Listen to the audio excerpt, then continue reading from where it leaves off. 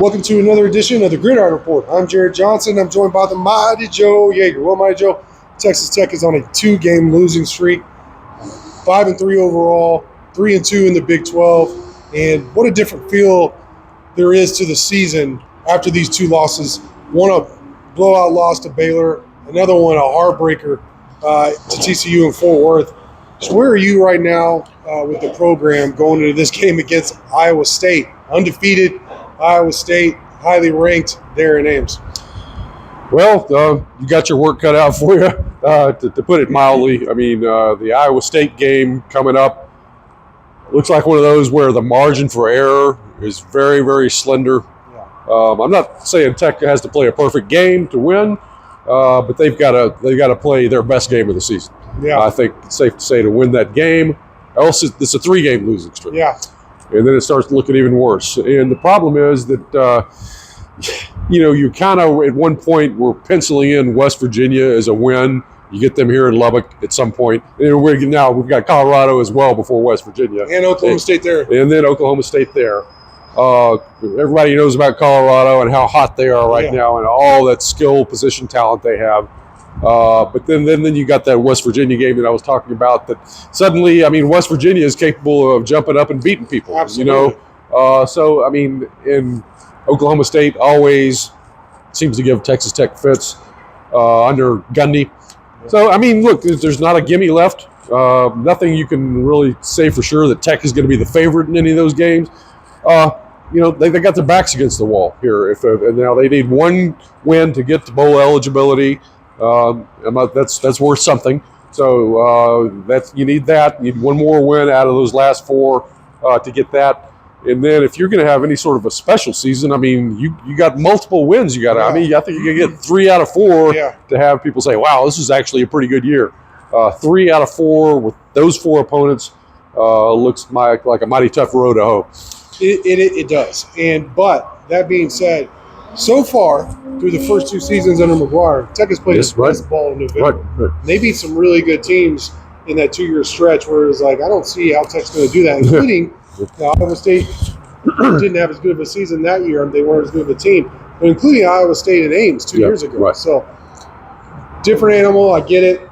But that is something to kind of hang your head on. We'll see. Like you said, I mean, I think the Colorado matchup has looked tough to me just because they appear to be very, very strong, where you're very, very weak in terms of like the passing game and Tech's pass defense. So, sure. That's going to be my next question, no matter who they play, because Iowa State has a balanced offensive attack. You don't look at them and say, oh, they're this explosive offense, but, Texas Tech, given their struggles on defense, what kind of challenge does Texas Tech have, considering, like you said, they gave up that 17-point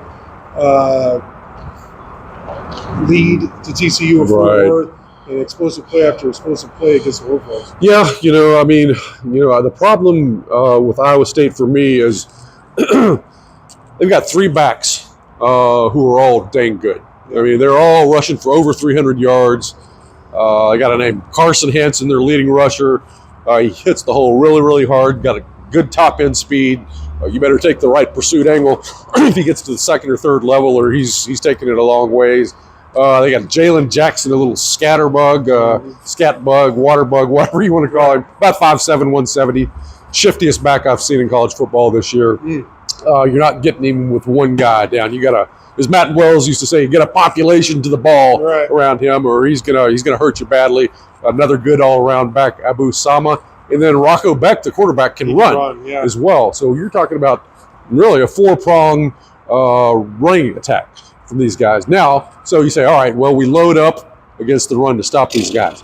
But with Texas Tech's pass defense and all the problems you've got back there in the secondary, can you afford to do that? Take guys out of coverage? The way you're playing pass defense?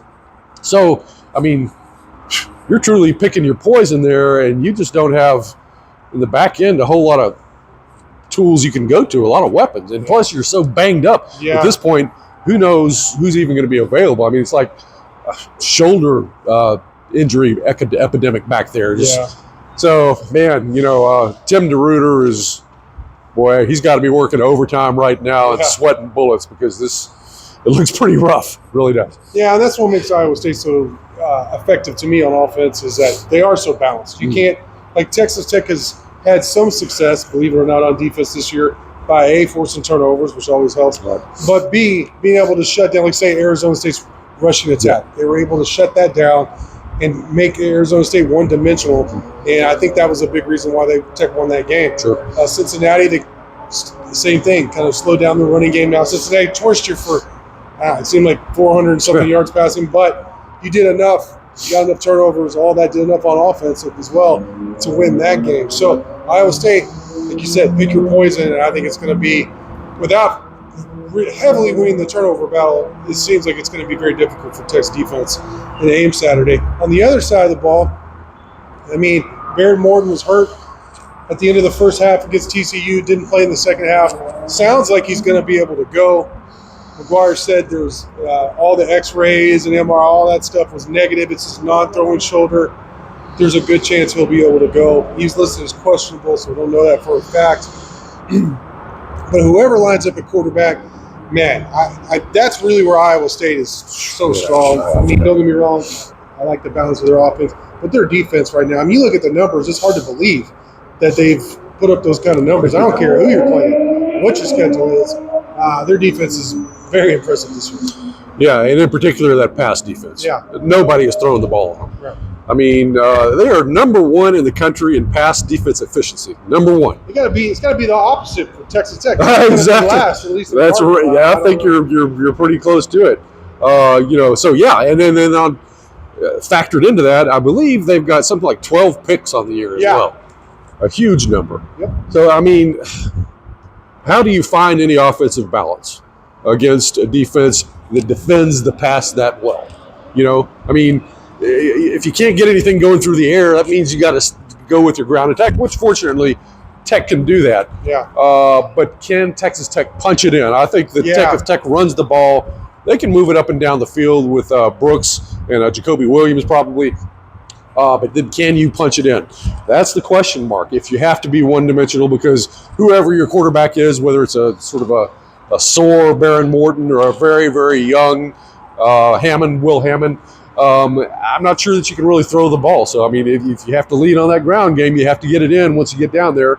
Now, I will say this, in Iowa State's last game against Central Florida, those guys ran for, I don't know, I mean, they had Harvey, that running back, got close to 170, and their quarterback, Ja'Cory Smith, was well over 100 rushing yards himself, and they scored 35 points, against Iowa State. You'll take that, man. If you tell me right now, take it or leave it, 35 points for Texas Tech, I absolutely take it. That's right, and then you just hope your defense can do just enough.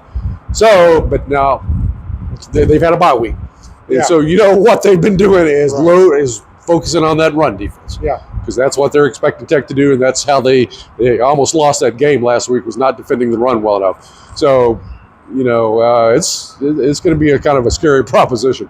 Yeah, and I mean, it's difficult for any quarterback to go into Ames, especially this season, and play well and fish and all that.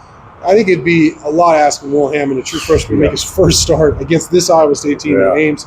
But that being said, hearing you talk about UCF's success in the running game, his ability with his legs could help. The idea of splitting a lot of the carries between Taj, Jacoby Williams, and Will Hammond sounds like okay, I could see that. That makes sense to me.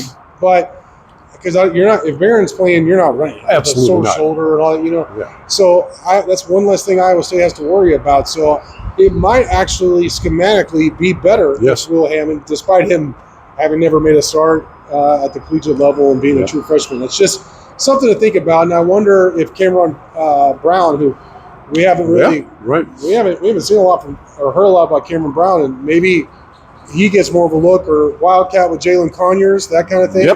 Could be something to watch out for. And I think you hit the nail on the head. I did a podcast earlier this week talking when I asked, hey, what are the keys? I mean, I said turnovers on defense because I can't really see how else are you going to stop them? Texas defense right now, because that's the one thing they've done a good job at. But offensively, when you get in the red zone, they got to punch it in. Last week against even TCU, Harvey Dyson comes in with that big strip sack, gets you great field position, and the offense wasn't able to punch it in. You had to go to special teams fake field goal, which was a great design and well executed. But you can't rely on that. Iowa State's going to be ready for that. That's on film. Yeah. Your offense has to be able to punch it in against again, very good Iowa State defense. I think that's a huge key for Texas Tech. Yeah, and on top of that, you had that Baskerville pick down there about the 30-yard line. Tech missed a field goal out of that, a 50-yard field goal attempt. That was a great interception by it was. Yeah, that was something to see there. So, but yeah, I mean, last week was not good in terms of capitalizing on what your famous complimentary football was not there. So, yeah, and if, as you say, the defense is able to create some turnovers, which you really hope they do, then, man, you have got to do something with it and get it in there once you get the opportunity. Field goals, probably not going to be good enough. Well, I saw I can't remember the poster's name, or I'd give him credit, but I saw somebody post on Inside the Red Raider say it'd be the most typical Tech thing ever to lose 2 games that you were at least, coin toss were favored to win against Baylor and TCU, then go on the road against an undefeated Iowa State and win that game when you're, a 2-touchdown underdog. Yeah. So, I nodded and kind of chuckled to myself. That's true. Yeah. So, crazier things have happened. Sure have. We'll see what happens. 2:30 p.m. Central Time Saturday, Texas Tech takes on Iowa State at ESPN, and the game will be televised on ESPN. My Joe, great stuff from you as always. Thank you all for watching, and until next time.